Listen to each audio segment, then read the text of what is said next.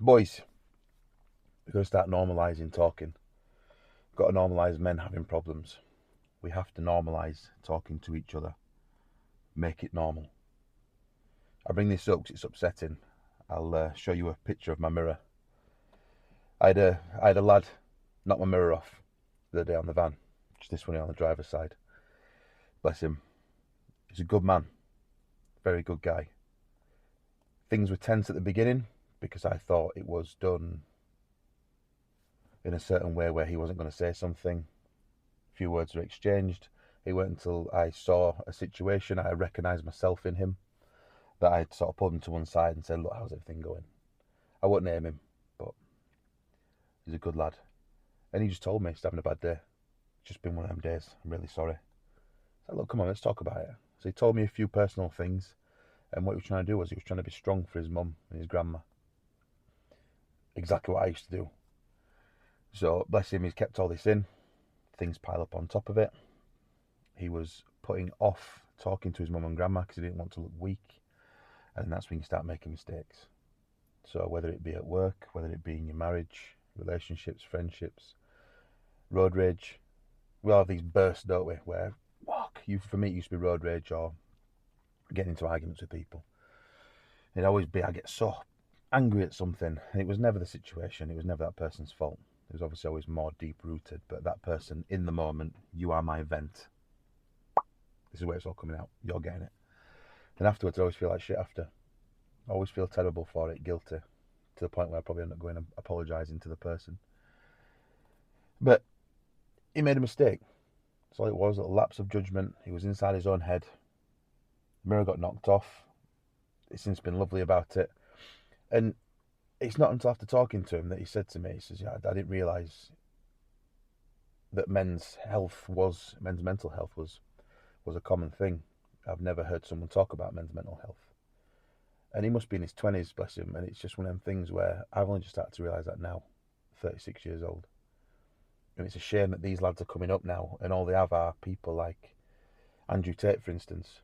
I take a lot of things from Andrew Tate, and I do value some things that he says, but the way that he delivers it sometimes, I don't agree with. So I take little bits and bobs, I sprinkle of salt, but it's the people that hire out a Lamborghini. It's like, you're 21 years old and you should know this by now. If you don't have a Lambo, you're a fucking loser. Where's your Lambo? What colour's this? And what, you know what I mean? Where's your house? Why haven't you got all these girls? These unattainable expectations. And it's not fair. It isn't. Because all these people probably have people that they talk to. There's one thing that Andrew Tate said where he says, where if I go to therapy, they'll take away my demons. My demons are what drive me. I need them to be successful. I do get it in a way. I really do. But the more competitions I go to, where it's a high testosterone environment and there's pressure, there's people trying to progress themselves, get themselves out of comfort zones, the more lads I see getting up to that bar and they're hyping themselves up, you can see them get into a really dark place. They're either slapping themselves or they're just screaming, shouting. And when they don't get the lift, you see it, they've gone somewhere. Their head's gone. They don't get the lift and they just kill somebody. Which, fair enough, might work for some people, but I've seen some people always seem to be coming second and third, and they could have so much more potential if they just got that out of them. But instead, they want to keep it inside in a store box. I'll open it when I need to. That's not the case. That's not healthy. You don't need to be angry. You don't need to carry it all of the time to be strong.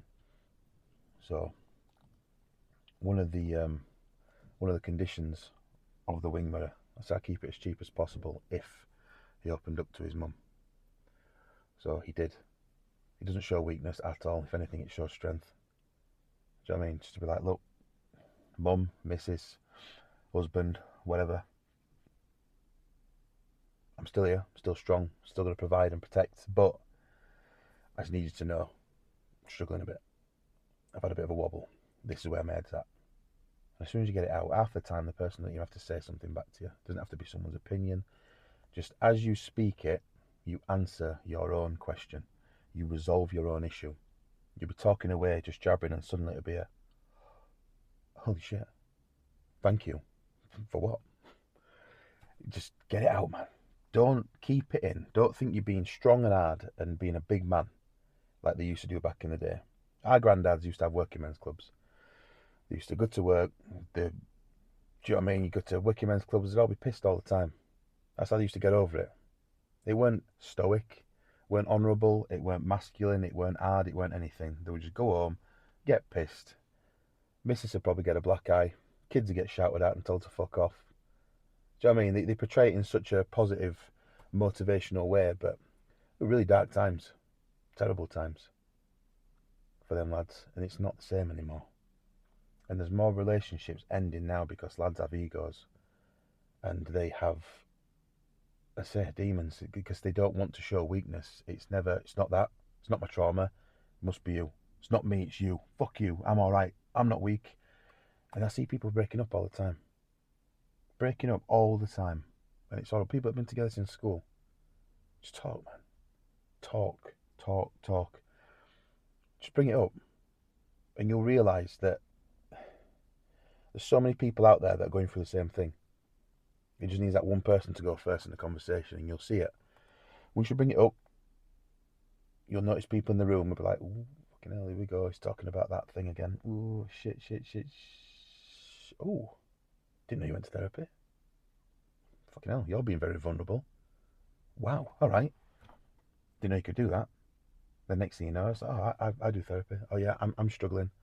Yeah, I've had this go wrong and I've had that go wrong. And before you know it, people start talking, man. It's just that taboo. It's just that label. I don't know where it came from, but if you talk, you're weak. If you have problems and you show emotion, you're a pussy. It's not that at all. Get it out. Get it out. Find me. If you see me walking around with a red hat on, just come and fucking talk to me. Message me. Whatever you want. Just talk. Like I say, half the time I don't have to say anything back. You just get it out and suddenly it's like, whoa. You know what? I feel better. The problem's still there, don't get me wrong. But just voicing it. Ignoring it will never do you any favours. Favours. So, let's give it a try, man. And if anything, just help your mate out. Because as much as you're scared of talking, your mate might be dying to talk. But he's not that kind of person that'll go first. Just bring it up. You'd be surprised. And if they do take the piss out of you, fuck them off. You don't need them. If your mate starts saying, oh, we're a fucking pussy, look at him with his emotions, just fuck them off. You don't need them. You do not need that toxic. Toxic masculinity is real, and it comes in a form of these little Instagram clips. And it's used, like I say, some knobhead that's rented a Lamborghini, shot about 200 videos in a week, and then he's, I'm this, I'm that, and they try and sell you a course. It's not the way. You're alright, you can have problems. You can be upset, you can be worried, you can be scarred, you can have heavy burden. Just talk about it, mate, before you do something stupid.